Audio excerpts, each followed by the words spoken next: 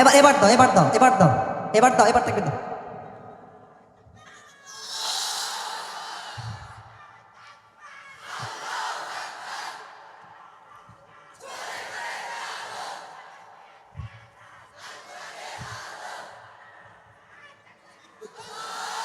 এই বাবা তোর বিয়ে কনফার্ম বা বস। অনেক কষ্ট করছে ভাই, একেবারে গলা দিয়ে বেরোতো ভালো, অনেক সুন্দর। সবাই কাশি দেন, একবার দিবেন সিংহের মতো গর্জন তুলে লিল্লাহি তাকবীর। 2 নাম্বার উপায় হলো দিনের পথ অবিচল থাকার জন্য 2 নাম্বার আত্মার পরিশুদ্ধি লাগবে।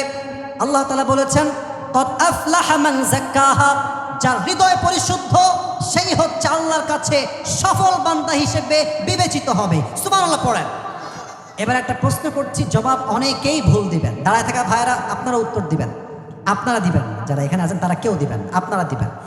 একজন মানুষ যিনি একজন দাস ছিলেন, উনি একজন নবী ছিলেন না, কিন্তু ওনার কথা, ওনার উপদেশ এতটা আল্লাহর কাছে প্রিয় লেগেছে। আমি আবারও বলছি, উনি নবী নন, বাট তার কথা, তার ব্যক্তিত্ব আল্লাহ এত পছন্দ হয়েছে, তার নামেই আল্লাহ কোরআনে একটা স্পেসিফিক নির্ধারিত সূরা নাজিল করেছে। ওই ব্যক্তির নাম কি কে বলতে পারে? লোকমান, বসো বসো বসো বসো।